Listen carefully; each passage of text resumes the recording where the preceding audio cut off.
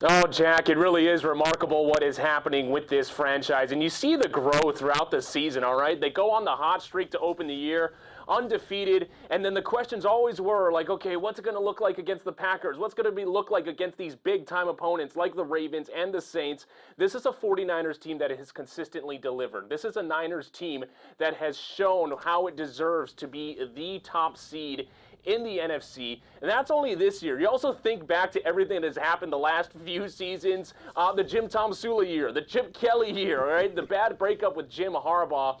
To have the 49ers back in the playoffs, it really is incredible, and it is going to be an amazing atmosphere Saturday at Levi Stadium. That it just seems right. First postseason now for Jimmy Garoppolo. Is he ready for this spotlight?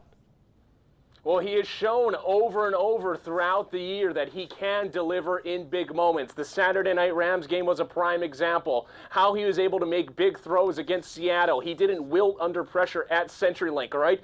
But that was the regular season. The playoffs are a completely different animal. What we see, from great teams, and, Wild Card Weekend was a prime example of how any team can be taken down. But, Jimmy Garoppolo has shown the confidence. He has shown the ability to rise to the occasion. I'm not expecting anything different because he has consistently done well in big-time moments. And the great thing, too, is that the blueprint all year long for this 49ers team is that it's not all on Jimmy Garoppolo.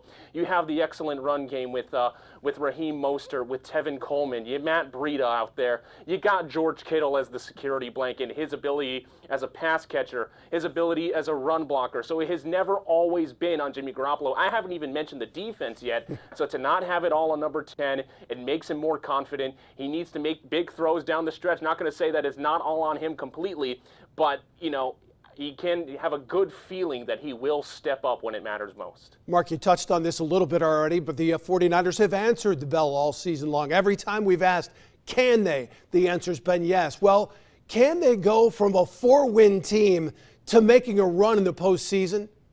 Oh, absolutely. And I think they've shown how they can respond to big moments, to playoff-type games throughout the year already. The games against the Seahawks, both were epic. The games against the Ravens and Saints, epic again, and playing the Packers. So they have already been in these types of spots. And, they were being judged on how they would be able to handle that grueling stretch in the middle of the year when they had to play Baltimore, when they had to go to the Superdome to play New Orleans, and when they had to host the Packers, that primetime Sunday night game. They always came up big in those spots. And so the other thing, too, is I can't think of a team where the bye week was more important for this 49ers club because they had their regular season bye week so early in the year.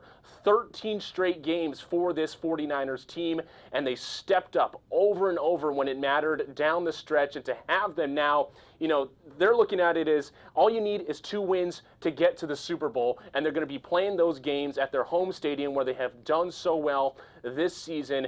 Yeah, forget about what had happened in the past with the 4 wins. This is a legitimate top seed here and a legitimate favorite to be Super Bowl champions. Let's talk about that defense a little bit. Kirk Cousins is not the most mobile quarterback.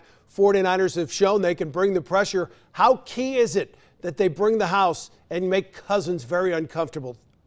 Oh, it really is enormous, and that has been the calling card all season long for the defense, right? The ability to make quarterbacks uncomfortable, to, take advantage of mistakes. They thrive on bad football. Yes, Kirk Cousins is not the most mobile quarterback, but I think what we saw down the stretch in the regular season is that teams kind of started to figure out how to game plan and how to take away, the effectiveness of the 49ers pass rush. All those bootleg passes that we saw from Jared Goff in the Rams game. Russell Wilson's escapability. Yes, Kirk Cousins is not an escape guy like Wilson or, even Aaron Rodgers for that matter. But I think you can expect with the Minnesota game plan here, there's going to be a ton of play action. There's going to be a ton of bootleg. There's also going to be a lot of Dalvin Cook, kind of like the MO that we talked about with Jimmy Garoppolo, where it's not all going to be on Garoppolo. I can imagine that Minnesota is going to craft a game plan where it's not all on him as well. Use the weapons you got. Don't put the game on his shoulders.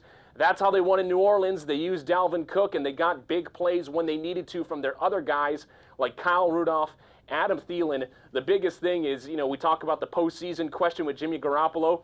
Will Kirk Cousins be able to string together an excellent performance for Minnesota like we saw against New Orleans? Yeah, and last thing, how important was that bye week for them? How healthy is this 49er defense right now?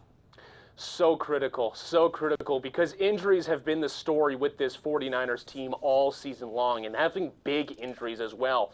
Just after Halloween night, Quan Alexander was ruled out for the rest of the year with a pectoral injury. He goes on IR, and the expectation is that the starting linebacker will be back in the lineup this Saturday against the Vikings, all right? A season-ending injury just 2 months ago. He's going to be playing in the playoffs. To have him back out there is going to be huge. They call him the MVP of the defense. He is the energy guy. And we saw kind of the drop-off from the first half of the year to the second half of the season for this 49ers defense, not getting to the quarterback as much, not forcing as many turnovers, and just the energy was different without Quan Alexander out there. The expectation is he'll be back. The expectation is that D Ford will be back as well. So the 49ers, who have made their name on forcing pressure, on getting to the quarterback, to stopping passing games, shutting down offenses all year long, getting two huge additions with D Ford and Quan Alexander back.